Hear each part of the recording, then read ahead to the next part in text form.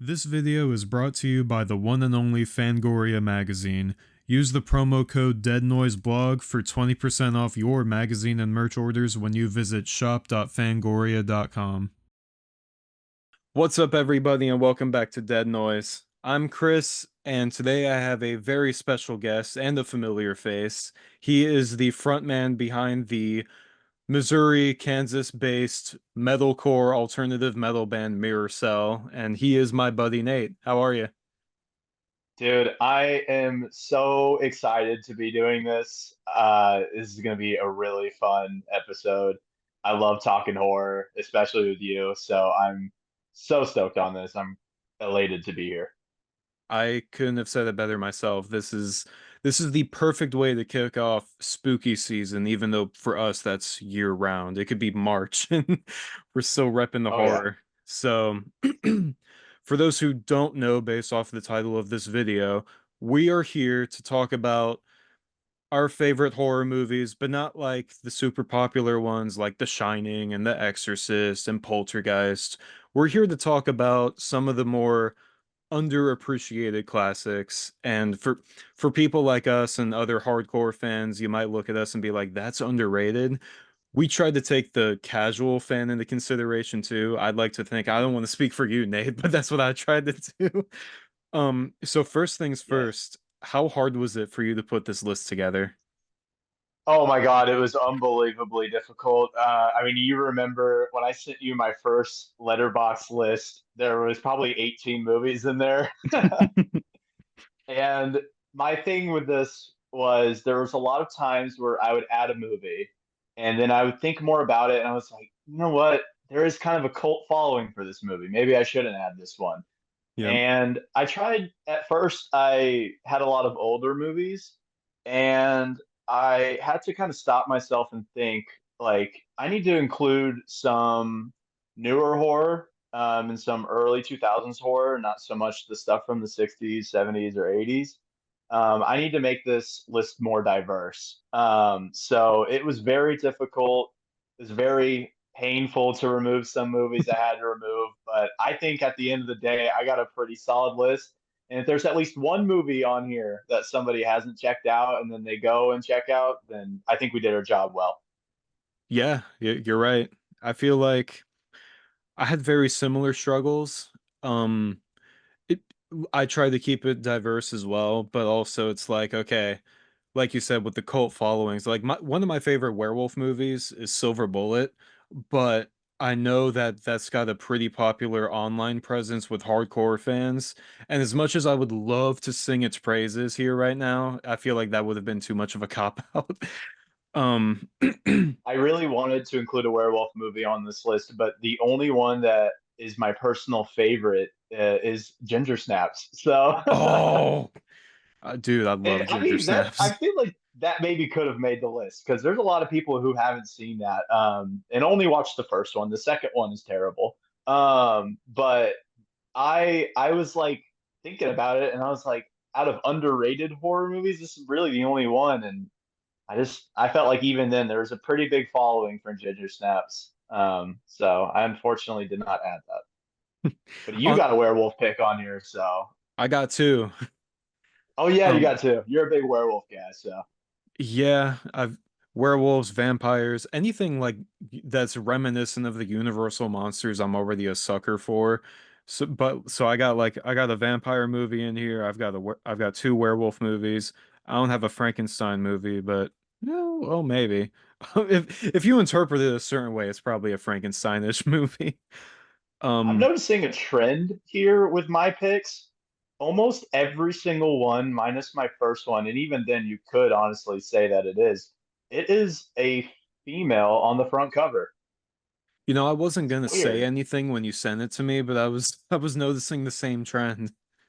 Hey, man. Yeah, it's weird. I guess these were my personal favorites. So, What, like as a hardcore fan, like there's a million that we could have named, but like trying to prepare for this, it's like, okay, how am I gonna narrow this down? So I like agree. I feel like a lot of it kind of does become similar.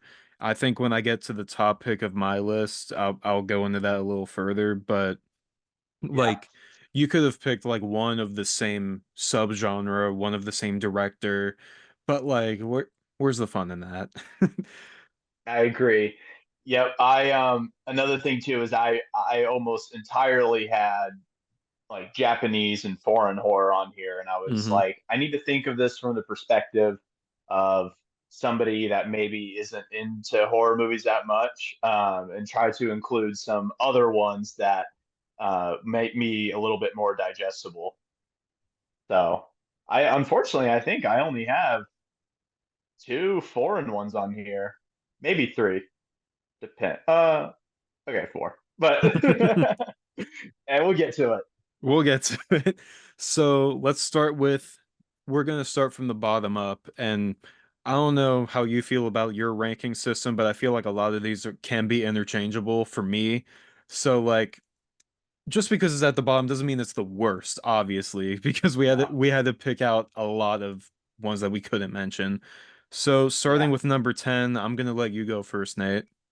I think based on the day, these could change for me. But my number 10, I actually watched last night for the first time. This was not my original number 10. My original number 10 was a found footage film called Ganjam Haunted Asylum. Now, that's a great movie. That's my honorable mention. But this, I was in the movie or in the mood for something kind of a little bit more slashic. And I've had this movie on my list forever, and that is, hold on, Alice, Sweet Alice. Yes, this is a VHS for all the kids out there that don't know what this is. You used to watch movies this way. Um, I actually bought that VHS at a Goodwill before I even watched the movie. So it's actually great that I watched this last night because I was so surprised. Anyways, the movie's called Alice, Sweet Alice. It also was renamed as Holy Terror, I think, or maybe that was the original name, but that's another alias that it goes by. It was directed in 1976 by Alfred Soule. This is probably his most known movie, if not one of his only movies. And yeah, I watched this for the first time last night with my fiance, and we loved it. It was amazing. It was fun. It had a great story. It blended religious horror and slasher really well. And yeah, I honestly think that this movie either deserved a sequel back then or it needs some kind of remake now because especially with all the recent religious horrors that have been coming out, like Immaculate and whatnot, I think this would be a really cool remake and it has a really good story. I think it's really fun. It's really cool. Classic. Yeah, I agree with what you said. I think it does deserve some type of revamp. Like even if it's like not a complete remake, but just some sort of revisitation. Because like there's a lot of properties from the 70s and 80s that obviously weren't the most popular, like Tourist Trap and the New York Ripper and all these other movies that had a bit of a cult following, but just didn't hold up the best because of when they were made and for how much they were made. But yeah, I feel like Alice Sweet Alice is really solid. I think another I don't know if it was a working title or if it was re-released in other countries under this title, but I think Communion was also attached to that name. Yep. Um yeah, I remember watching I didn't watch it when I was this young, but I saw the cover art when I was like 9 or 10 years old. And I was like, what is that?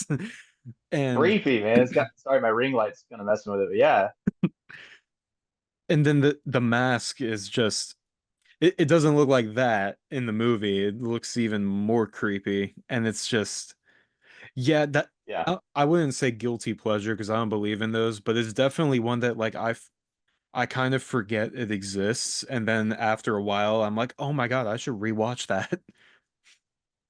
Yeah, it's cool, and I love how it ends. I won't go into it too much, obviously, because we're not going to spoil. But hmm it's just a solid. If you like 70s or 80s horror, like this one is definitely a must watch.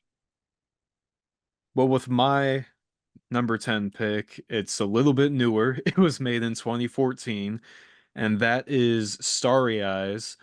And this was made in it was funded through Kickstarter, and it was an independent production. It was directed by Dennis Widmeyer.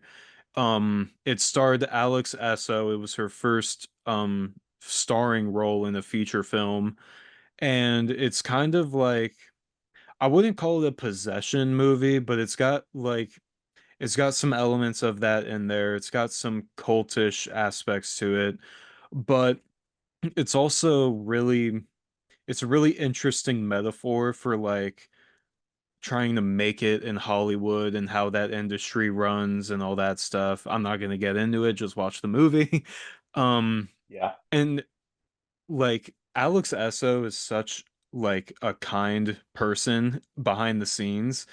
I was able to interview her at a horror convention earlier this year, and she's one of the nicest people ever. But then watching her in Starry Eyes, I was scared of her. And it's like it's a much more brutal movie than you would imagine, because it's like when you talk to people, like horror fans are some of the nicest people ever. Then you like, "Oh, what's your favorite movie?" And it's, "Oh, Terrifier 2, Cannibal Holocaust." And then you watch it, it's like, "What is this?"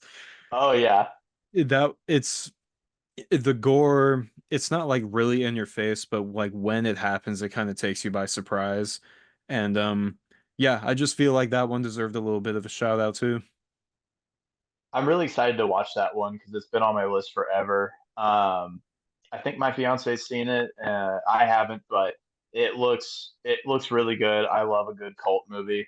And I there's an animated movie called Perfect Blue that is very much about an actress or an actor that is trying to make it, so to speak, and bad things happen. And I love that movie, so I'm really excited to check that one out. That's what's so good about this is your list consisted of a lot of movies I haven't seen, so it was really cool to be like, oh, I need to go check that out. Same, likewise. I was looking at yours. I'm like, I don't think I've seen this. Like, because like So there's a lot, like I know the names of movies. Then I have to remember how Mhm. many movies I've actually watched. I'm like, is that one of them?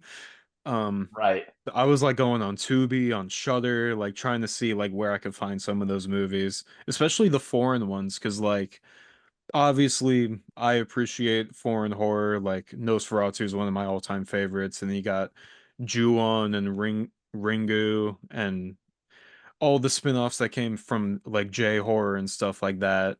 But like I'm not very well versed in it. So like to see some of Mhm. your picks, I was like, okay, that's one to check out. Well, speaking of foreign horror, Chris, and speaking of also movies that we have both seen, my next one, number nine, is going to be When Evil Lurks. Yes. Yeah, 2023, baby, directed by, I'm probably going to butcher half these names. Is it Demian Rugna? Right? Sounds about I'm right. there. Anyways, as I'm sure you can relate, this movie is fucking crazy. Yes. It has some talk when it came out, and especially because it was on Shudder. So it had that whole fan base talking about it for a while, but then that just kind of went away. And this, I haven't really seen people talk about this movie as much since. Um, the director also did Terrified from 2017. That Hmm. is a phenomenal Spanish horror film. My bassist actually in my band told me to watch that, and I loved it. It was really cool. So also check that one out. But yeah, more people need to see this movie, especially if you're like a fan of like Hereditary and stuff. I feel like this is a good one. Um, it, I think you and I have both talked about this, but that dog scene, if you know, that dog scene scared the shit out of me. I audibly gasped when it happened, and that I can't even remember the last time that happened in a horror movie. It Hmm. scared the fuck out of me. But yeah, this director, I feel like is going to have a great career, especially off the two movies that he's already made that have done decent. Hmm. So I'm really looking forward to see what he does next because he just gets that element of horror of like sadisticness that a lot of other directors don't do. And that's my favorite genre. I want my movie to be really fucked up. So Yeah, I've got three dogs, and after watching When Evil Lurks, and after that scene, I was very careful walking around them. Um, Yes. and the first time I watched it, it was late at night, so I was kind of like drifting in and out of like falling asleep, and I was dozing off right as that scene was about to start, and then when it actually happened, I was like, "What?" And then And from there, it just gets even more crazy. yeah, exactly. And yeah, I agree with what you said. Like when it came out, everyone was talking about it, but then with more movies that came after it, and even all the great movies that came out this year, it kind of fell by the wayside. And that's unfortunate, but we're here to hype it up. And I Exactly. it's interesting that you brought up Hereditary too, because like I agree with what you said and how they kind of connect, but like this is me vouching for it because I did not enjoy Hereditary, but I still loved When Evil Lurks. So Hmm. I feel like there's just so many different things that go on in that movie that it can reach a lot of different preferences that come within the horror fan base, because I know a lot of people that are like really picky when it comes to certain movies and tropes and stuff like that. It's got a little bit of everything in my opinion. I totally agree. I think where I thought it had the same similarities as Hereditary was just that overall unsettledness, eeriness, I guess is a better word to explain it, Hmm. um, vibe that it just had throughout the whole film. Like it's very unsettling to watch, and I felt that way a lot during Hereditary as well, especially towards like the last 20 minutes of the movie. And I love the tone. The tone was so brutal. Great practical effects as well. Yes. With the infected guy, we'll just say that. It's just insane. Yeah, it's you gotta watch it. That's gonna be the thing that I say at the end of every single movie. By the way, on this list is you just gotta watch it. Honestly, same, because it's like I don't want to give everything away and then like hype it up and talk about all the great thing that happened in it, only for people to come back and be like, "Yeah, I was kind of underwhelmed." And it's like, "Well, yeah, I told you everything that happened." Yeah, exactly.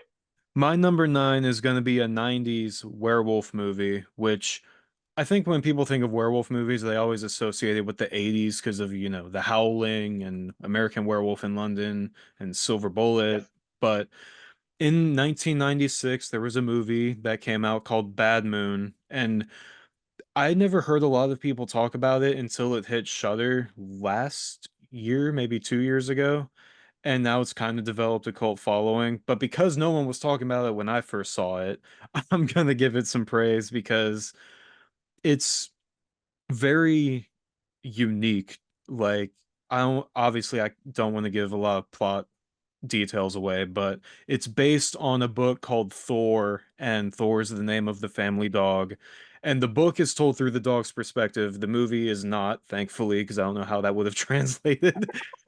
And it's a German Shepherd, and it's a werewolf movie, and there's a lot of cool things that happen with it. I love the werewolf design. That was one of the things that drew me to it because I saw a still from one of the scenes on Bloody Disgusting one time, and I was like, "What movie is that?" And I was like going That on it. does it for me sometimes. Yeah, and I was on Amazon Prime, I was on Tubi looking for this dang movie, and I found it, and it's like I don't know how to explain it because like when you listen to the music and some of the cinematography, it's kind of like like a family movie, like a Lifetime movie, especially with the dog narrative and all like the emotional side of what comes with every dog movie. But it's also got really suspenseful parts to it. It's very graphic in some ways. It's not super gory. There is a CGI sequence that looks atrocious now, but the werewolf design is still really cool, and the practical effects with the animatronic is really cool.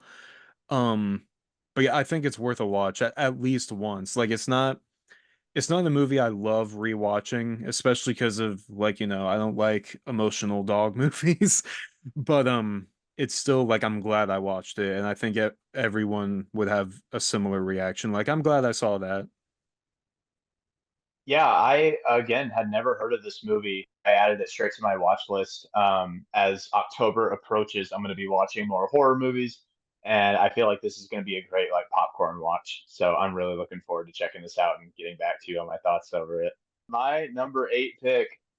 This was kind of a no-brainer for me because I feel like out of anything on this list, there's probably more people that have seen this movie over anything else I'm listing. Maybe a couple different ones I have here. But my number eight pick is going to be The Autopsy of Jane Doe. Mm. This came out in 2016. The director was Andre Overdal, I think.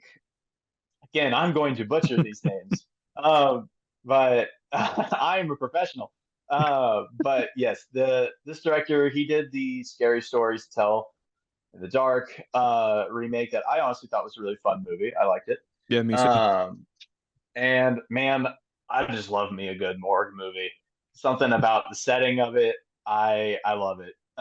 It takes a really cool turn in the third act, and like I said before, this is a great little popcorn thriller. I feel like this is another really eerie movie that if you're a horror fan, this definitely needs to be a watch. If you're a super horror fan like us, you probably have already seen it. Yep. But this movie just has a cool vibe. It's really fun, and I also wasn't expecting it to be what it was without spoiling too much.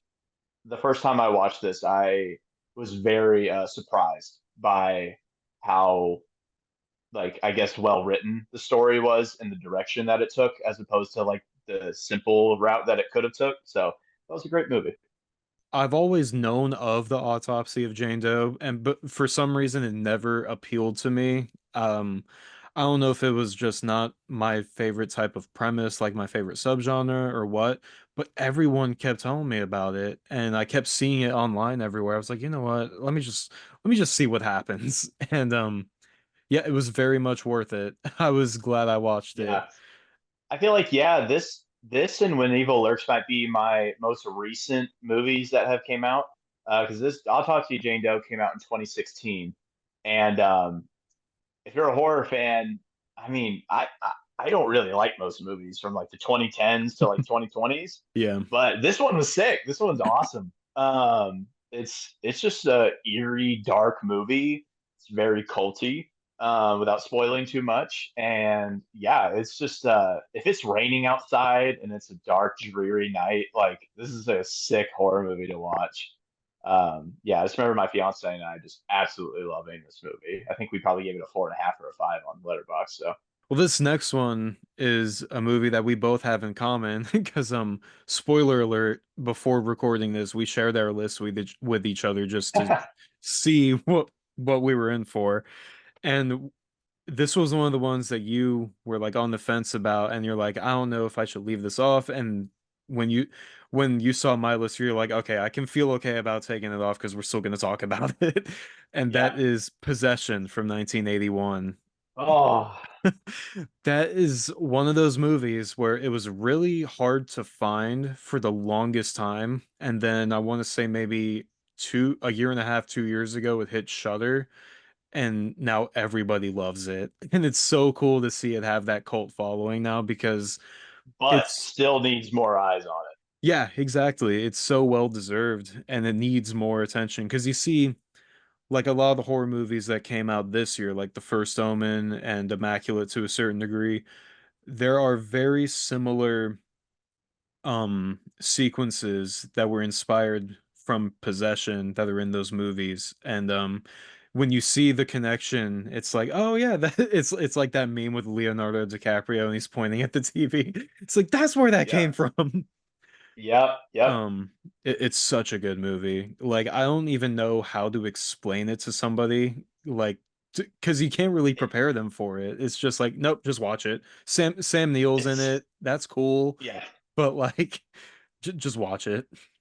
It's just it's got so much. It's such a dark, eerie vibe. The subway scene alone, man, is Oh. so good. Probably the most like insane, intense scene ever. Hmm. And it got a little. Lovecraftian horror in it too. Not gonna spoil anything, but it's one of those ones that you can also watch a second time. That's very rewarding. Yeah, And I heard, I don't know if this is true. I think it's just rumors at this point, but I think Robert Pattinson is going to be directing a remake of that movie. that's Um, true. so I forgot very about that. excited, very excited for that to happen. Hopefully it doesn't suck. But yeah, We can hope. that's that's such a good. God, I share such a great affinity with that movie. So I'm so glad that it was on one of our lists and we were able to talk about it regardless. Because God, I just love that film. Yeah, that was honestly one of the ones that I was kind of on the fence about myself because it's like, well, now that it's on Shudder, it's got a lot of people know more about it now, but at the same time, not enough people know about it, like you said. That's true. Um, Yeah, and it's for um for a 43-year-old movie, it holds up really well. And it's kind of like it kind of reminds me of the original Texas Chainsaw Massacre, where it's not the most sleek produced film, but like the hmm grittiness works for it. And if you and try the to like, message behind it, yes, and like if you try to very scale cool. it up to 4K or something like that, it just wouldn't work as well. Yeah, I think for me too, especially because this next one coming up on my list kind of falls underneath that same category. Which I guess that's a perfect segue here. Hey, Number seven, baby, Angel Dust, 1994. Oh, hold on. This is another physical one I own. nice. God, I love this cover so much. Good luck finding this movie. That's all I'm gonna say. You can allegedly pirate it if you want. You can buy it DVD form. But anyways, Angel Dust. I'm gonna butcher the hell out of this name, but it's directed by Gakiro Ishii, I think. I don't know.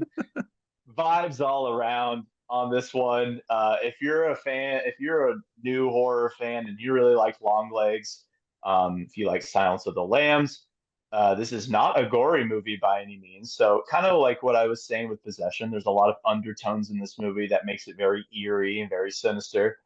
Um, it's again not very gory and over the top, but it is a great psychological crime thriller.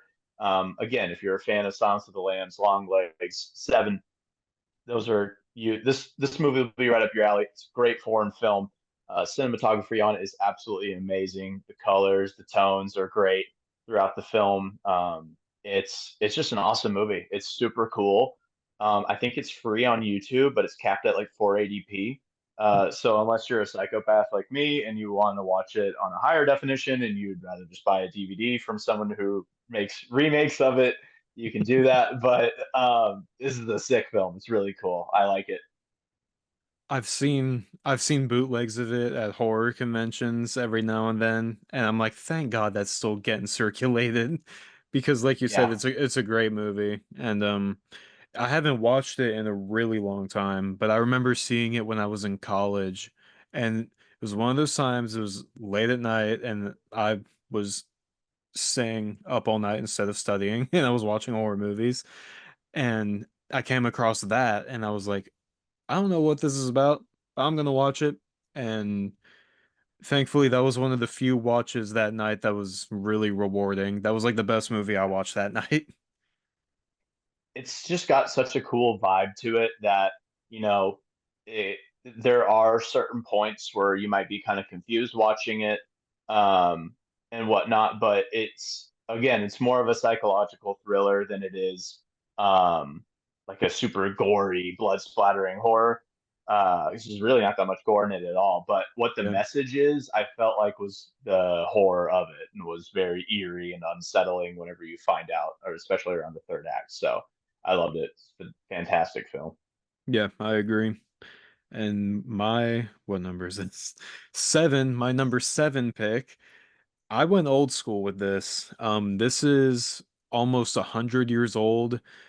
For people who don't know me that well, one of my all-time favorite actor is Lon Chaney Sr., and a lot of people know him as the Phantom of the Opera, the Hunchback of Notre Dame. He had a great run with Todd Browning, who was the director of Dracula. He did 10 movies with him. A lot of the time, people might not know this, but Lon Chaney did his own makeup for all of these roles, and he just had a brown leather box with him that he carried around everywhere, and he just did his own makeup. So the Phantom, the Hunchback, that was all him. And a lot of the time he would do roles out of makeup with Todd Browning, and he would he would play two or three parts in the same movie. He was just one of the most talented actors of all time, in my opinion. And Universal even wanted him to play Dracula in 1931, but he turned it down. And Wow. he also passed away in 1930 from I think it was throat cancer or some sort of hemorrhage. So all of the movies he did were silent movies except for one, but that one is not what I'm talking about today.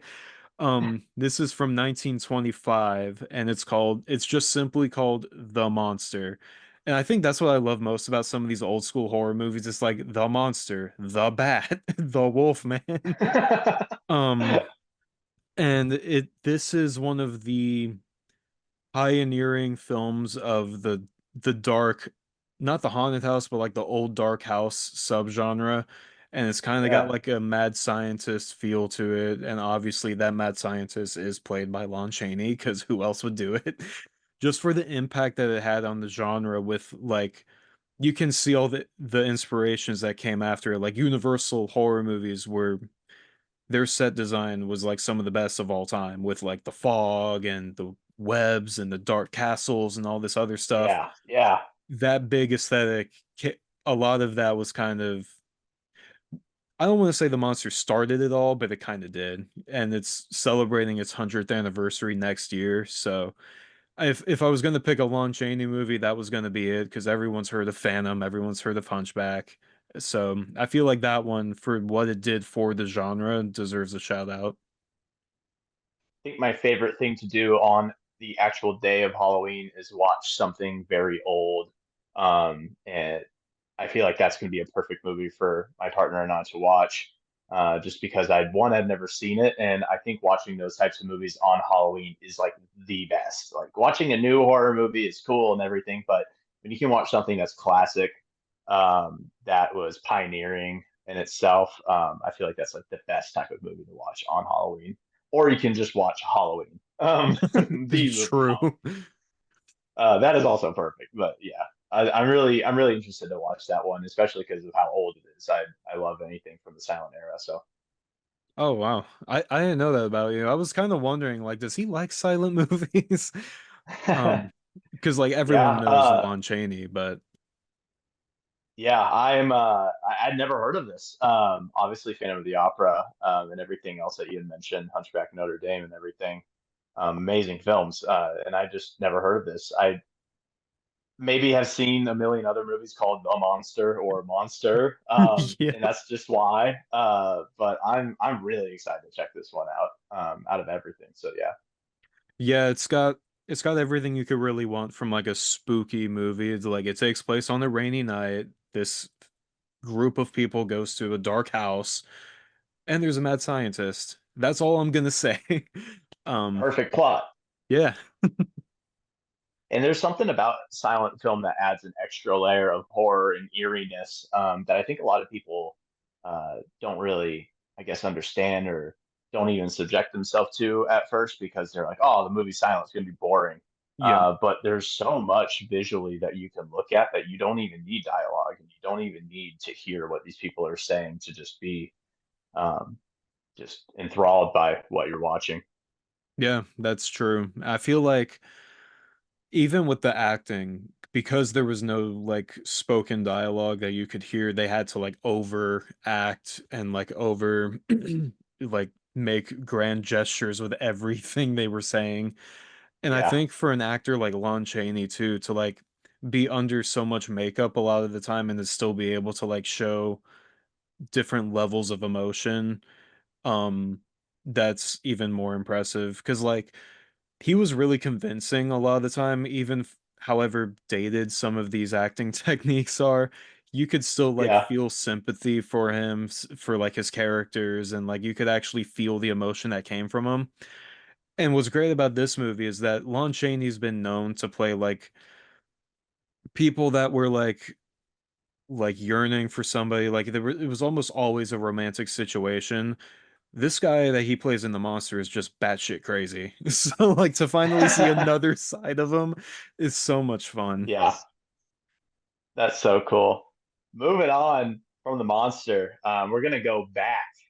We're gonna sorry, not back. We're gonna go forward in Forward. time to the early 2000s, and it's Eden Lake. Um, this movie was, I think, in 2008. It was released in 2008. It was directed by James Watkins. Jesus Christ. And this is a fucked up movie. This is a really fucked up movie. Starting to notice a trend here on my list. I might need to see. I might need to see a doctor.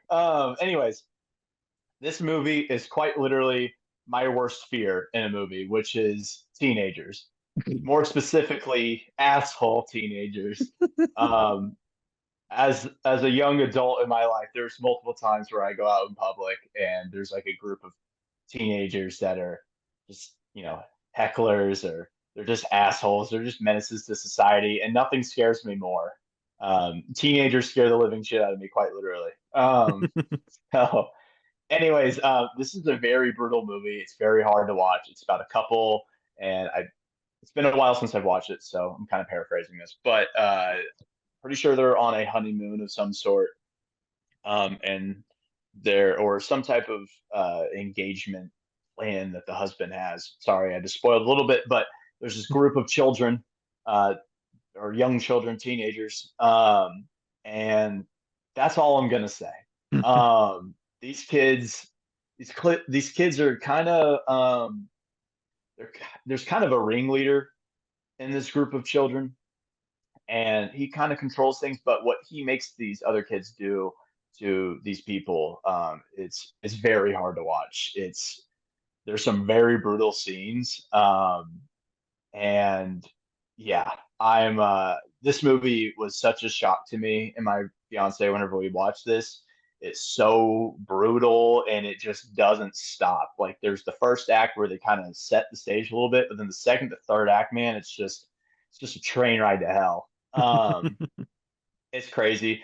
The director, James Watkins, he directed the newest remake of Speak No Evil, and I'm very excited to see that. That would also be on this list, but because they're making the remake of it, I feel like a lot more people have probably seen the original Speak No Evil. We can hope anyway. So yeah, especially with having James McAvoy um, on it as well. Man, yeah, Eden Lake. If you like, let's just say that, yeah, if you just watched the recent Speak No Evil, then definitely go check out Eden Lake. I feel like this is another great film directed by him, and it's a phenomenal watch, and it's just a great gory horror movie. Yeah, I agree. I love how you said like this was your greatest fear in the movie and it was teenagers. Because like how Yes. crazy is it like for us to be like in our mid 20s and now we're looking at this new generation like we're like these old and wise people. It's like, oh well, back in my day.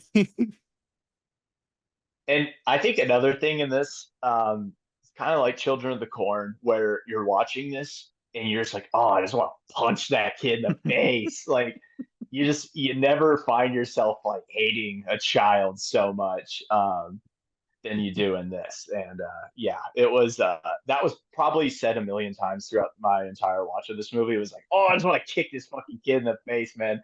Because they do some awful things to this couple, Yeah. and to other people, and it's brutal, man. It's a gory one. This might be one of the hardest watches on the list for sure. Oh yeah, absolutely. It's one of those, like you said, it's one of those movies. It's like, well, if I was there, that wouldn't have happened. It's like put me in, coach. Exactly. Yeah. But these kids are clever, man. Yeah. I will say that this is a more realistic Children of the Corn. We'll just say that. That's a great way to entice someone to watch this, I guess. Yes, absolutely. And especially for people that don't. like Children of the Corn, because like I completely understand not enjoying those movies, but like this is so much better. Um, Yeah. well, on a lighter note, my number six pick was a. I was very conflicted with putting horror comedies on my list because there's always going to be those elitists that are like, that's not a horror movie, that's a comedy, even though like they can't, like as if they can't coexist. Um, like I had just had somebody online like tear one of my videos to shreds and be like, Gremlins isn't a horror movie, it's a comedy. I'm like, okay, buddy, that's awesome that you think that No, way. And that is well, like the best horror movie to show someone who's never watched a horror movie. It's the best introduction movie into that world. So it is 100% a horror movie. Whoever that is out there, you're fucking wrong. I'm glad you said it so I didn't have to. Well, by his logic, this is also not a horror movie, but it's a great one for October, and it's called Tales of Halloween. It was another independent movie. It's got 10 different directors because it's an anthology movie, and they kind of all take place on Halloween night, and it's in this small town, and all this crazy stuff's going on. Anything you could think of in within the horror genre, this has. It's got slashers, it's got monsters, it's got demons, ghosts, aliens, it's got So it's like everything. Trick or Treat, Yes, kind of. exactly. It's not as I don't think anything can be as fall-y as Trick or Treat just because of how many damn jack-o'-lanterns are in that movie. Hmm. But this one is I love this movie and like I can watch it all year round, but it definitely hits different in October and like during the fall season. Um it's really because it's an anthology and you only get so much time with each individual like short section, it goes by pretty fast, but seeing the way it kind of all weaves together as the movie progresses is kind of cool and it's just a really fun movie. That's how I feel about Adam Sandler's Hoopie Halloween. Yeah. I I love that movie, and it's obviously not a horror movie. It's more of a comedy, like a Halloween comedy, but Hmm. um, it is just such a good fall time watch, and I feel like that's its own lane of horror. And the movie that you're describing, I haven't seen, but it does sound like it has a lot of different varieties, especially being an anthology. So I am excited to check that one out. Yeah, it's free on YouTube and I think there's a few different versions of it on YouTube. Like it's all obviously it's all the same movie, but multiple people have uploaded it on YouTube. It's like Yeah. very independent. So it Well, thankfully dude, you it's not a hard one to find. yeah, I mean, you stacked out my October watch list here for me. So it's great because that's the thing is throughout the year, like all throughout the year, besides like fall and Halloween time, I like to watch different types of horror movies or other more movies in general. Yeah. And fall time I kind of reserve just for those like fall feeling movies. So that is definitely going to be one that I check out this year and I will get back to you on. But moving on. Oh man, this is such a fun film. I love this film, and I don't know why people don't like it. My number five pick is going to be The House of the Devil, 2009. It's directed by Ty West. Um, and I'm just going to straight up go on record and say this. This might be my favorite Ty West film. Mm, Um, if you're a fan of the X series, obviously, then you need to watch this. I feel like with all the attention that Maxine and X and Pearl have gotten, I'm surprised that more people aren't trying to bring this movie out, or more people aren't trying to go through Ty West's filmography here and check out some of his other movies. But wow, this, yeah, I put here in my notes, man. This it has a slow burn in the beginning, but it really picks up towards the second and third act.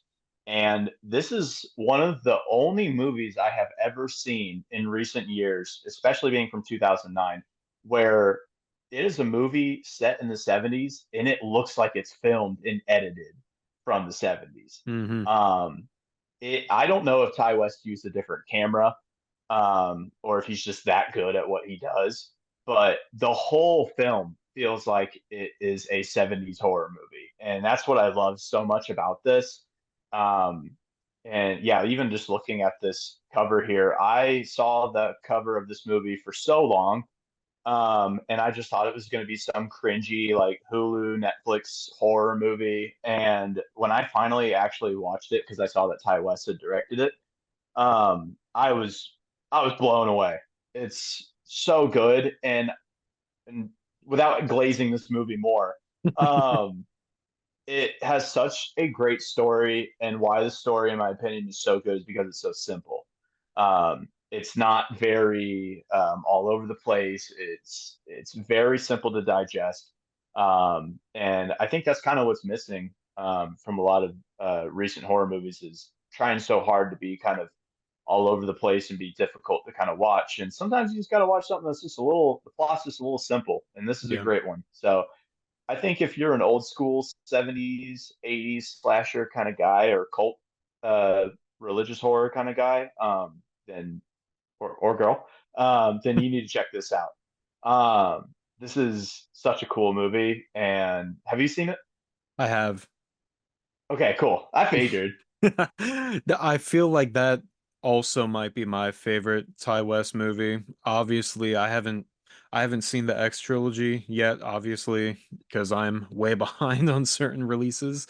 Um, but yeah, I loved that movie. Like you said, it felt like it was made in the 70s, and that's something like I see a lot of movies try and replicate, like, oh, this takes place in the 90s or the 80s, but like, It doesn't feel like it. Yeah. yeah, and that those places in time are so much more than just a camera filter and a couple different styles of clothing. Like, there's so much more Yeah. that goes to it, and yeah, I'm really curious to know like how the production went because I don't know a lot of the behind the scenes information either.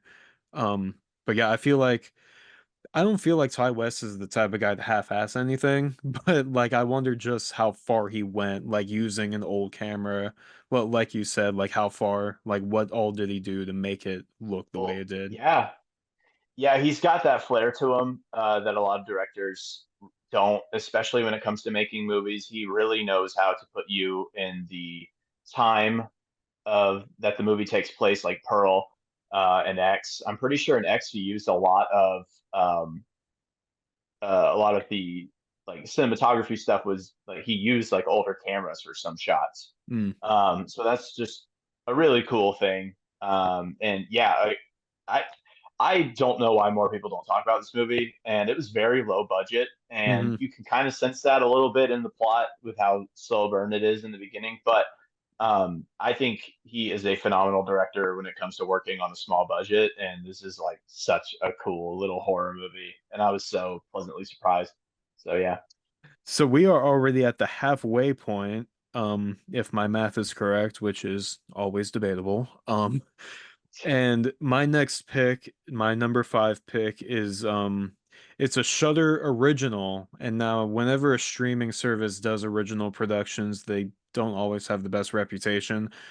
But I thought this one was pretty solid, and this is Jacob's Wife. Jacob is spelled with a K for what reasons, God knows. Came out in 2021, directed by Travis Stevens. It's a vampire movie. I don't know if that's a spoiler or not, but people didn't think Abigail was a vampire movie for whatever reason.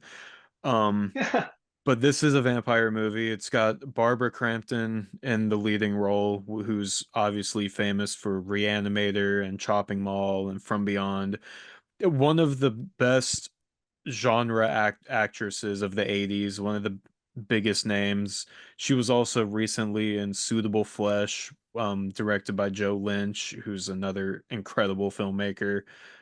So Very, excited for that. it's a very Lovecraftian movie. I feel like you would love that movie if you haven't seen it already. Um, but Barbara Crampton is, as the title suggests, Jacob's wife, and she's a vampire, and it's an interesting way of looking at like domesticated life. Like when she's not a vampire throughout the whole movie, she like turns into a vampire. Spoiler alert. But it's kind of like I don't know how to explain it. It kind of talks about like what it's like to be a wife, especially like a public figure's wife. And then when you're actually free to be your own person and do your own things, and having all of that under the guise of a vampire movie is also really cool.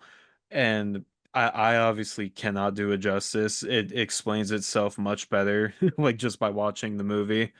And yeah, Shudder originals get a bad rap, but I thought this one was really, really good.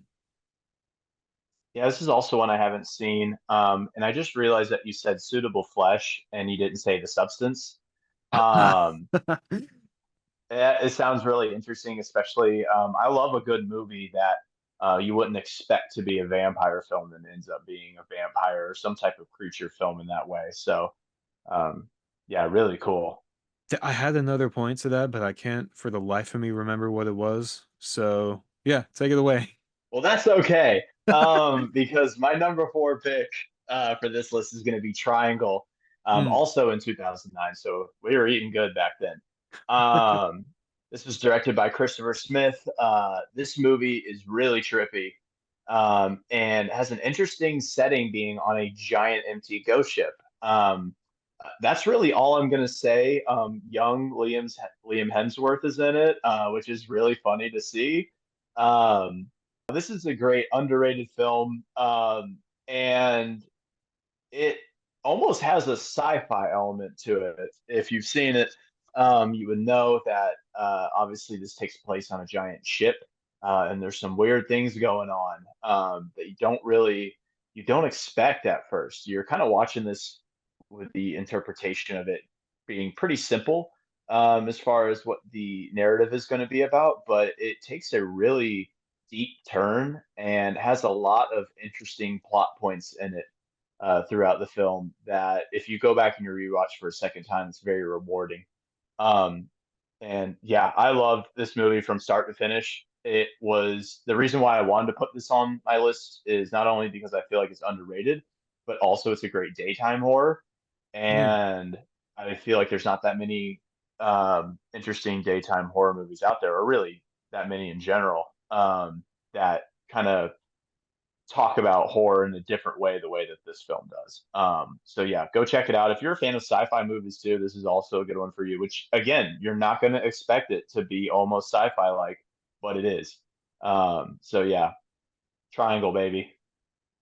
That that is one of the movies on your list that I haven't seen. So I'm really Oh excited to watch shit. that. So Um I gave out a spoiler for you that I'm sorry. I already forgot what it was. Okay, that's perfectly fine. Um, but like I remember hearing about it, and like obviously with the name Triangle and it takes place on the ship, I'm like, okay, is this about the Bermuda Triangle? And like obviously when I was younger, I was like obsessed with like cryptids and like Bigfoot and the Loch Ness Monster. So I always heard about the Bermuda Triangle, but I just never had any interest in it. So I think that's what happened with this movie and why I never watched it.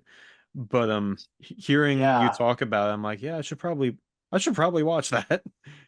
Yeah, and especially YouTube because slasher films and this weirdly blends sci-fi reality with like slasher tones, slasher Hmm. plots.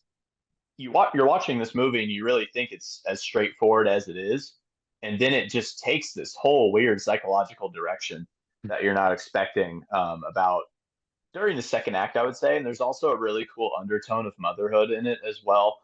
That's told throughout the movie, which is going to be a theme on my next pick as well. But we'll get to that. Chris, what is your number four pick before I talk about Triangle anymore? It is so funny that you mentioned like the underlying theme of motherhood because that's exactly what this next pick for me is all about. And this is a foreign movie. I believe it's a Brazilian movie. It's over 2 hours long, which is not my favorite thing. I love the Universal movies where it's like over an hour and that's it. But I loved this movie, and that is Good Manners, another werewolf movie. Um, but the cool thing about this one is that you kind of you get so like invested in the characters, especially because it's just two people for like the majority of the movie. You almost forget that you're watching a werewolf movie. It Cool. it's really cool, and obviously Brazil is a very creative place, and the colors and the score, everything about it just looks incredible, sounds incredible. Obviously, the CGI effects leave a little bit to be desired, but it's not the worst I've ever seen. Like like an American Werewolf in Paris, another werewolf movie. Um, but it's a really solid movie, and it's I don't know. I think everyone should watch it at least once, no matter how long it is, how slow it might be at the beginning.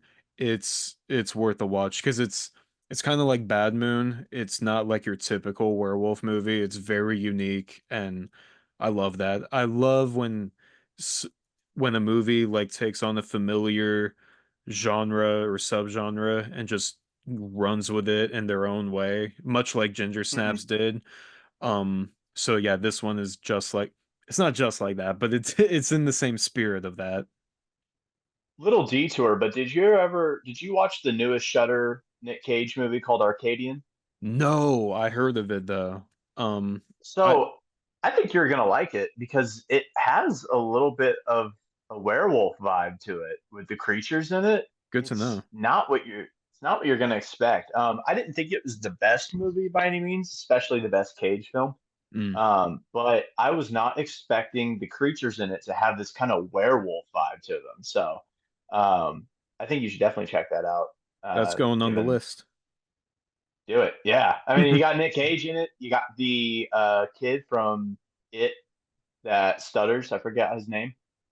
Richie? The Georgie's older brother. Oh yeah, yeah, yeah. I know who you're talking about.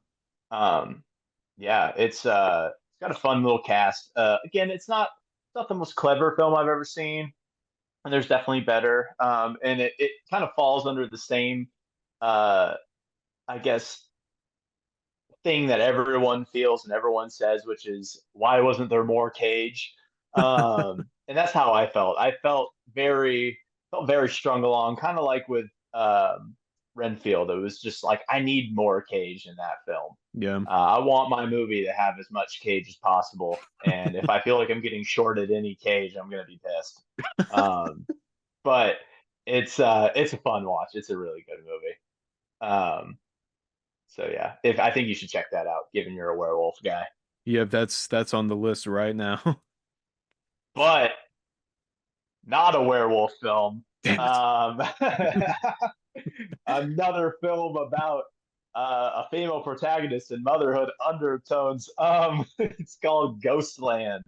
I think it was called An Incident in Ghostland originally. I don't know when they rebranded or if that ever was a thing or some type of um, Mandela effect here, but it is a phenomenal movie. I'm gonna butcher his name, but it's directed by Pascal Laguerre, I think.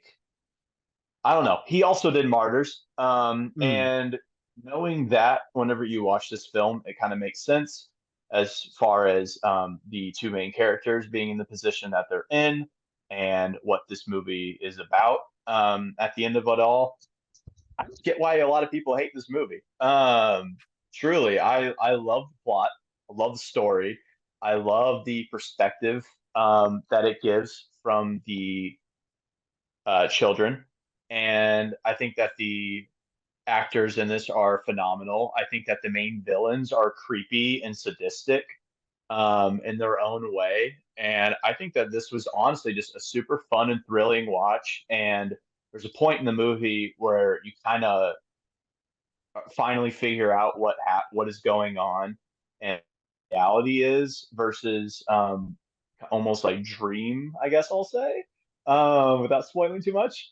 And it was a very like oh shit kind of moment where I was watching this and I was like awesome that it's going this that you're finding out these things because then it makes everything else that you had just watched previous makes so much sense. But yeah, I love this movie. This has been honestly the top of my horror list for a really long time, and I'm waiting for something to dethrone it because I just love it so much. And I haven't seen it in a while, so I'm gonna go back and rewatch this probably soon. yeah, that's another one that I I've heard of but didn't ever watch, and I'm really excited to check that one out. It was always the ones towards the top of your list are the ones I'm not super familiar with, which is kind of funny for me because it's like I was always like the biggest horror fan like around my circle of people. So like hear these new titles, I'm like, oh, this is so much fun. Um, Yeah. especially because like we kind of we like we have a lot of similar interests, but I'm not as well versed in like cosmic horror or foreign horror and like that side of the genre as you are. So to hear like different recommendations aside of like the typical slashers and monsters and spooky ghosties, like it's really fun. Well, I mean, you saw Angel Dust, and I feel Yeah, like that's a movie that not a lot of people have seen. So I think you got your foot in the door a little bit with it. I got some street Um, cred. yeah, exactly. But yeah, like it's kind of funny because when I originally had this list, it was pretty much all foreign horror and older stuff. But as I started to change things around and add different movies, I started adding in a lot of movies from the early 2000s that I just was going through my watch list, or not my watch list, but my film history on Letterboxd, and I was like, oh yeah, that was a really good horror movie, or that was a really like underrated film that not a lot of people talk about, and they were more modern than I expected. So yeah. Yeah, I've just only recently downloaded Letterbox, so like my history is like non-existent. So like when I was making this list, I'm just looking around at my DVDs and going on streaming. I'm like, okay, I've watched this, I've watched this, I've watched this. Um, Yep. so I'm looking forward to the day where my stuff on Letterbox is like up to date, and because it's gonna make stuff like this much more easier to coordinate. Well, this is a great time to plug it. Are we gonna make this letterbox list and have it available for anyone that's interested in adding these movies to their watch list? I think we can. I think that'd be cool. Um, For sure. this sponsor this video is proudly Sponsored by Letterbox. sponsored by Letterboxd, only not really because they don't know I exist yet. Um, well, Yeah, you could get in with them. yeah, I'll have their people talk to my people. Um, we are at the top three. And this next one for me is another old school one. It's from 1959. It's from everybody's favorite independent filmmaker, Roger Corman, who's made more movies than he's had years on this earth. I can't even list how many there are. And this is A Bucket of Blood. And this is a movie that's very comedic in tone, but like when you really like think about it, it's really messed up. And it's from 1959, so like it predates the slasher genre just by a year, but there are some obvious slasher tendencies in this movie. It's about an artist played by Dick Miller, who was one of the most prolific character actors ever. He was Mr. Futterman from Gremlins, the guy that was like very xenophobic and very like mechanically driven. Um, that's him on the cover, much younger than when he was in Gremlins from this bootleg That's so DVD. cool. It's just a little over an hour long, but it's so interesting because like everyone knows Dick Miller and he's got a very comedic tone about him, but his character is like very clumsy and it's kind of like he kind of falls into this trap of like trying to impress a girl and then that leads him to doing very not good things. That's all I'm gonna say because it's worth the watch even if you don't like black and white movies for whatever reason. It's very fun. It's very messed up, especially for the time, but it's an independent movie, so it was able to get away with certain things. And yeah, I just really recommend it to people.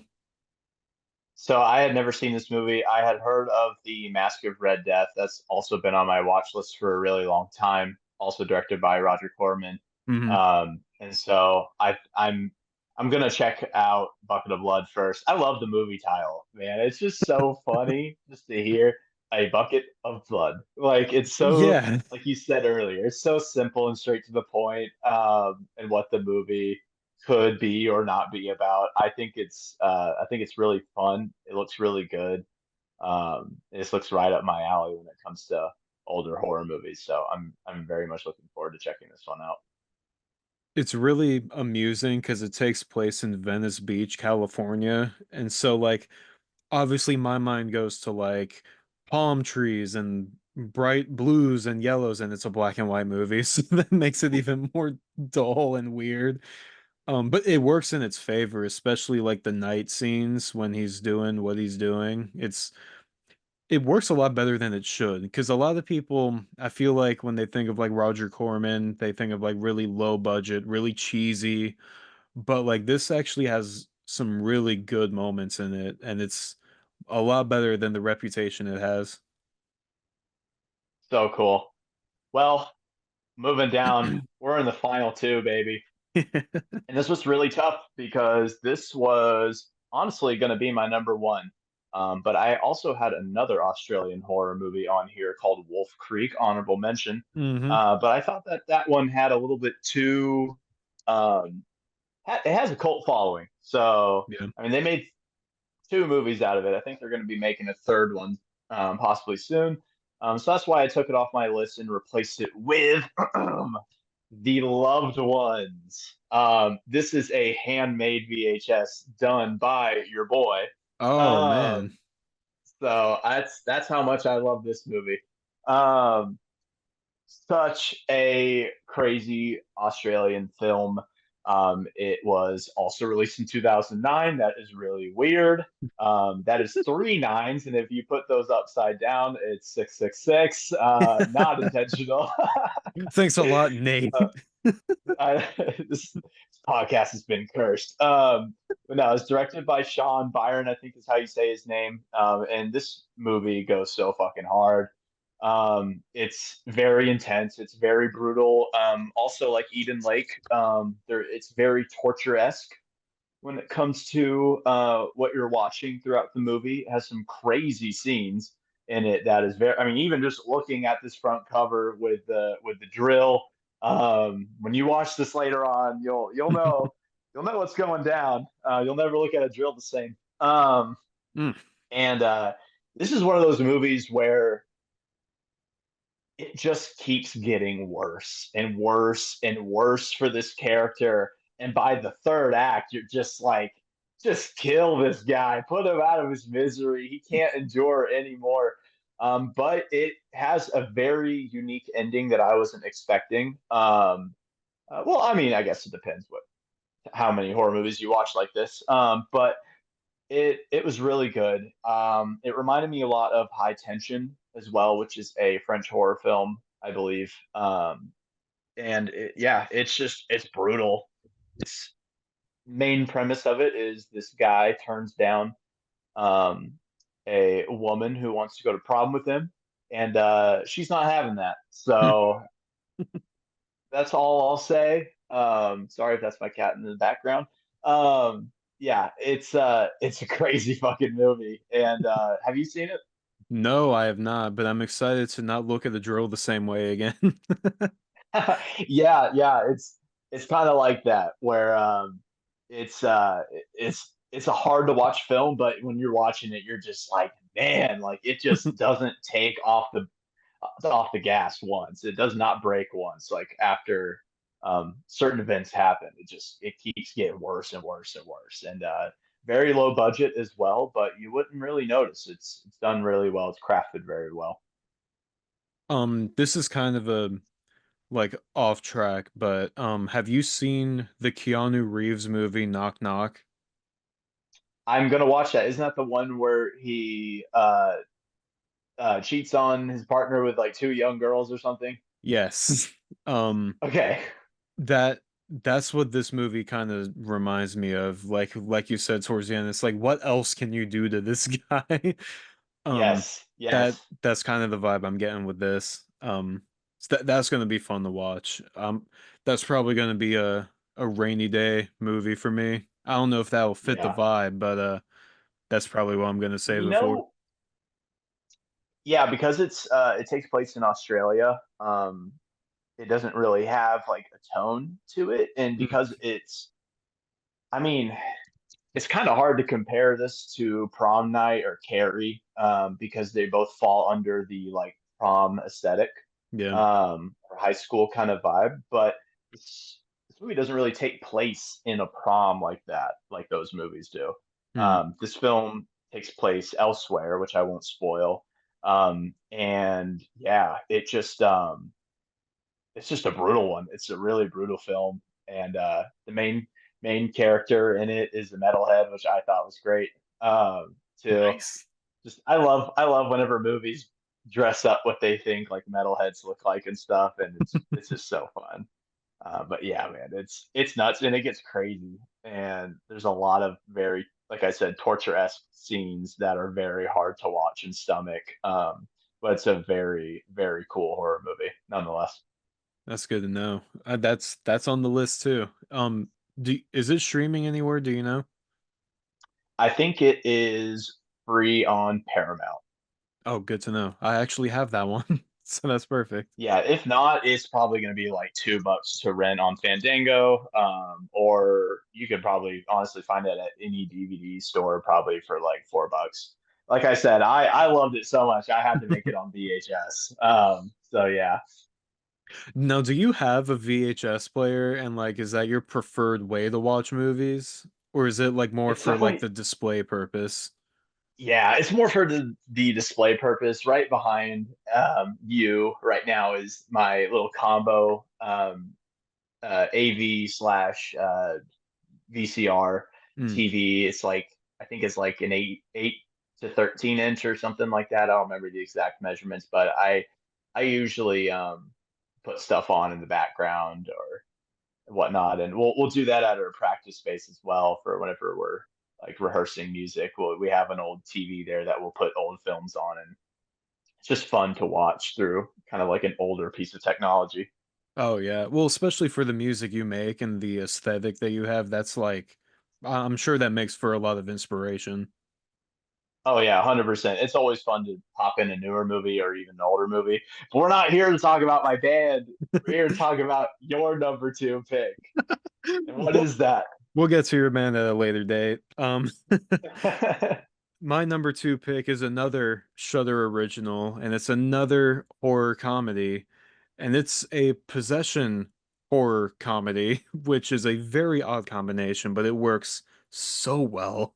It is called Sorry About the Demon. It came out, I think, last year on Shudder. It was like late January of 2023, I believe, and it is just so fun to watch. Like, it's not because of the comedic tone of it and all, it's not your typical possession movie. It doesn't take itself super seriously. Um, and it's written really well to the point where it's like I feel like I know people from like college who have had these exact conversations with their significant others on the verge of a breakup. And it's so funny. The director Emily Higgins, I hope I'm pronouncing her last name correctly, is super talented. This was a great movie. I watch it every Valentine's Day because it's just very much appropriate in my opinion. And Yeah. it's kind of fun, like mixing a possession movie with a breakup movie with a horror comedy. Yeah. It's it's a lot of fun. And for people, Emily, go ahead. oh, I'm so sorry. No, you're I good. was just gonna say Emily Higgins also did the scare package stuff.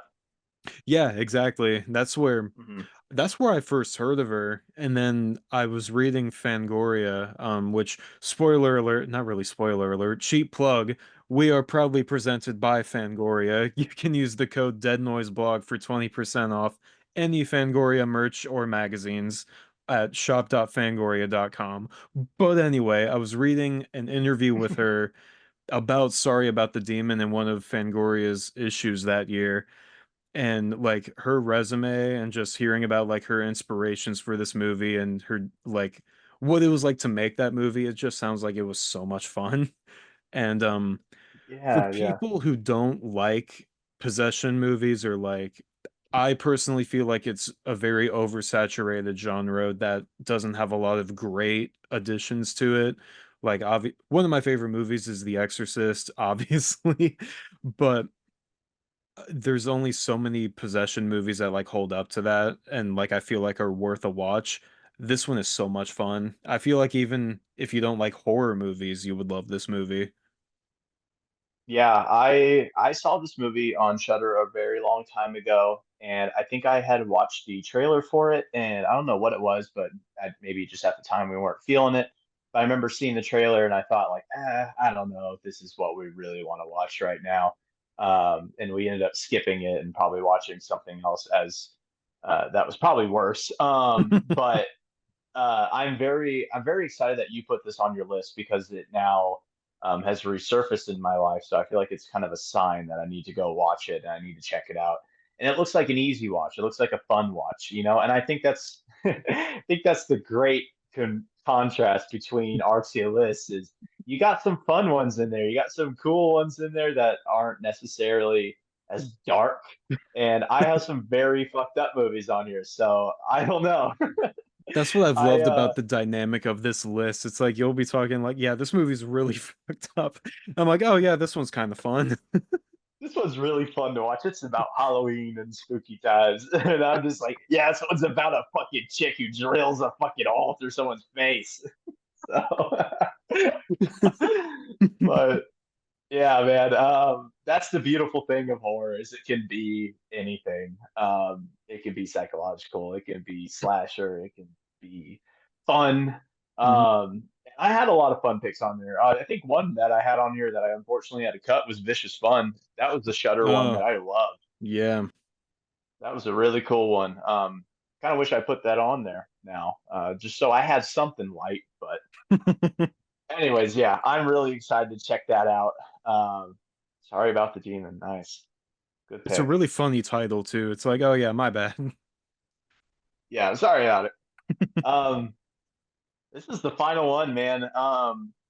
This was a movie that I had watched this year, and it might be my favorite, one of my favorite films that we had watched this year. Um, and it is Repulsion, 1965. And I feel like I got to put a disclaimer out here, just for obvious reasons. This was directed by Roman Polanski, and obviously, I do not agree or support any of the things that Roman Polanski has been um, accused of, and also I don't know really too much about that whole subject other than what has kind of been on the surface. Hmm. So yeah, before anyone gets upset that that's my number one pick, I am 100% separating the art from the artist here on this. I think that this movie is an amazing film. It's black and white. Um, the main premise, I guess, is about a woman who's terrified of men, which in retrospect, once you know some of the things about Roman Polanski, it makes it kind of weird that the plot of this movie was about an actual predator. But anyways, or sorry, it was directed by one. But nonetheless, this is a great film. It's a beautiful cinematography. Catherine Deneuve, am I saying that right? Close enough. Um, yeah, she is insanely talented and sells the role of this character so well. It's yeah, it's at honestly the top of my list when it comes to my films that I've watched this year. I thought it was beautiful, and honestly, I thought the message behind the story was really important, and especially if you're a male watching this, it kind of gives you a different perspective on how women feel around men. Even in the scenes where she's just like walking around in the streets and kind of minding her own business. Now, obviously, if you've seen this movie, you know that it kind of takes a um, insane direction Hmm. with the character and very not grounded in reality. But nonetheless, I feel like the undertones in this movie and the theme of it as a whole is really important, really powerful. And that's why I put it at the top of my list because this was not only a great horror movie in itself with how it looked visually and what the story was about, but it also had a really cool message behind it as well. So yeah, that's my number one pick, Repulsion, baby. I dig it. I really dig it. That was like you said, I don't know the whole situation with Roman Polanski, and obviously it doesn't sound like anything I would agree with. Which shouldn't Yeah. be like anything outlandish to say. But yeah, I felt like that movie had an interesting message behind it, and I feel like it's an given the climate with like how afraid of men women are, like you can't women don't feel like they can go out in public alone and like cross a man on the street, which is obviously unfortunate, but like given the climate like that now, I feel like this is a very appropriate pick. And Yes, honestly, that might be the scariest one for some people out of this whole list. exactly. Yeah, it's not even like some of the scenes where there's some type of violence or whatever might seem kind of cheesy now, living in the 20th century, but it's a very thought-provoking movie nonetheless, and it was just too cool of a movie visually as well for me not to include as my number one Yeah. out of all these films. I just you've seen it, so you know. I just love the style and the aesthetic. I love that it's in black and white as well. It makes it even eerier.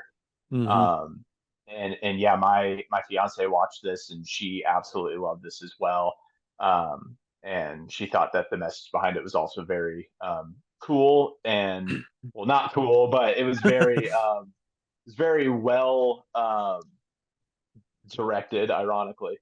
Um, but nah, man, it's a sick film. It's a really cool one, and I don't hear anyone ever really talking about this. So that's why that was another one where I was like, this has to be my number one because I don't ever hear anyone. I've never heard of this film until I watched it. So yeah, take it away with your number one pick.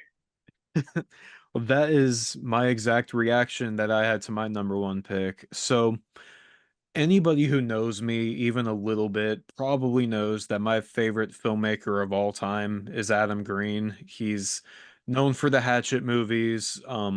His suspense survival horror film Frozen has a big cult following as well.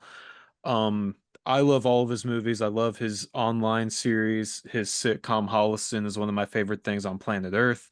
He was the reason I went to film school, and like I could talk about him for days. But my favorite film of his, aside from just loving the Hatchet series, I feel like if I had to pick a favorite gun in my head, it would be Digging Up the Marrow. And this is under the guise of a found Nine. footage film. Yes, it did come signed. Um, it's he does this a lot in his movies. Well, in his TV show Holliston, he'll like play himself kind of. So he kind of does this in Digging Up the Marrow. Like you see him at the production studio, you see him in his house, you see him like working with his employees, and it kind of starts with him getting a fan mail letter saying that monsters are real. I know where to find them. This is how, like, this is the whole thing. And it's called the Marrow. And it's like this hole in the ground and this in the woods somewhere. And it's played by Ray Wise, who's from Twin Peaks, Jeepers Creepers 2. Oh yeah. And he does such a good job in this movie. And he's so like he's calm, but you can tell like he's just on the verge of snapping if you say the wrong thing to him because he's just so crazy. Um it's what's really fun about it is that Adam Green always has like certain he knows how to market a movie. Like as an independent filmmaker, you have to know how to do that, but he just does it so well. This was made over the course of a couple years, and so like you see him at conventions and stuff, and it's like you see a lot of his like his real life in it, and part of what they were saying it was like an art documentary because it's inspired like a lot of the monsters in the movie are inspired by the art of Alex Pardee, who's a really interesting artist. And so a lot of the monsters took on his visual style. And so they worked together on this movie. And so it was kind of under the guise of an art documentary. And it looks like a found footage movie, but it's very much like not, if that makes sense. Yeah. Um, and it's just so cool. I love the whole breaking the fourth wall thing that Adam Green does, and just he's got this touch. It's kind of like when you watch a Wes Craven movie, you know it's a Wes Craven movie, or every Stephen King adaptation has that tone, even if it's made by completely different people. This is Hmm. such a great movie. Like, I showed this to my parents. My family, we've all watched Adam Green stuff, like as a family. That was a big, like, tradition for us when I was first getting into him. And admittedly, they were like, I don't know how to feel about Digging Up the Marrow. They love Frozen, they love Hatchet. And then I put Digging Up the Marrow in, and I was like, this is the best thing ever. And they just looked at me, they're like, are you sure about that?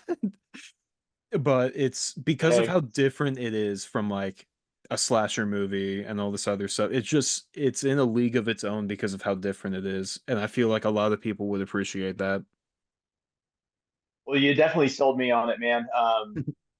Hatchet's amazing, and I honestly need to go down the Adam Green rabbit hole. And knowing as well that that was like your main inspiration with wanting to get into film, I think that's really cool. And if this is your favorite movie, well, then I have to watch it. I gotta see what it's all about, man. And I like the premise of it. The artwork is so cool looking.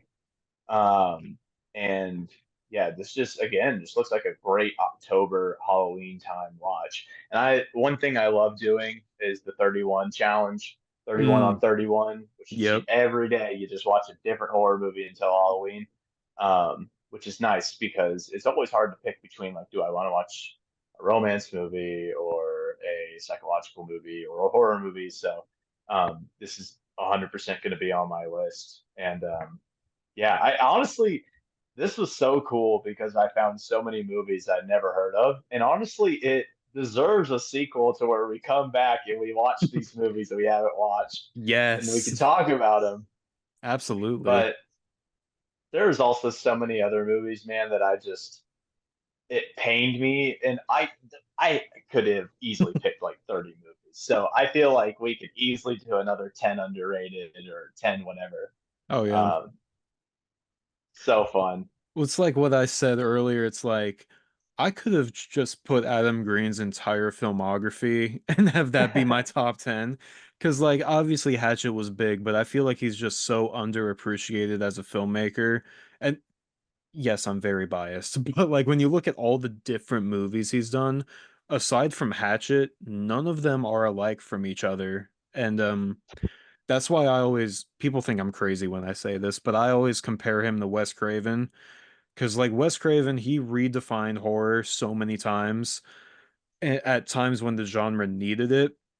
And I feel like Adam Green, maybe not, obviously not on as big of a level, but he's touched on every subgenre that you could probably think of aside from sci-fi. But as far as an independent filmmaker goes, I mean, I'm not the only person he's ever inspired. There are many people that are much more successful than me that cite him as an inspiration, and I feel like that speaks volumes to just his merit as a filmmaker. Yeah, and I feel like Hatchet alone could have been on this list too, Yeah. because while it is a very well-respected horror movie, I also do not hear that many people talk about Hatchet like they do with films like Halloween or Friday the 13th or Town That Dreaded Sundown. Yeah. So yeah, I think there's definitely more to be talked about there with that one. But great time, great picks. I cannot wait to go and watch these films that you added on your list. I'm gonna watch them all tonight. I'm not gonna stop until the sunrise. So yeah, Oh man, I've only got like two or three movies to catch up on, so I could probably do that. But for your hell yeah. well-being, I wouldn't recommend that. Well, I'll just say that if you have seen any of these movies, at least on my list, that you need to get psychological help. Um, and I feel very bad for you. You're a very disturbed and sick individual, and you need Jesus. I'm just kidding. But no, I hope that I feel like if you're a big time horror fan, you've probably seen a lot of these. But I really hope that there is at least one movie on both of our lists combined that if whoever's listening to this is listening to it hasn't seen, and goes and checks it out and has a good fucked up time. Yeah, I couldn't have said it better myself. And to everyone who watched this, let us know what your favorite underrated horror movies are in the comments. And they might be ones that we haven't seen somehow, and then we'll watch them and let you know what we think. Maybe. Um, That would be awesome. we will definitely have to do something like this again in the future. And I gotta get you on again to talk about your band some more because I could talk about music Yeah, with you all day too. But absolutely. yeah, it's it's always great talking with you. It's great to see you again, and yeah, I can't wait to do it again. Yeah, likewise. I love it, man. I definitely want to come back and talk more horror and music. So let's do it. Hell yeah! Well, happy spooky season to you, sir. And to you as well. Well, thank you to everyone who watched this. Let us know your favorite underrated horror movies in the comments, and we will see you in the next video.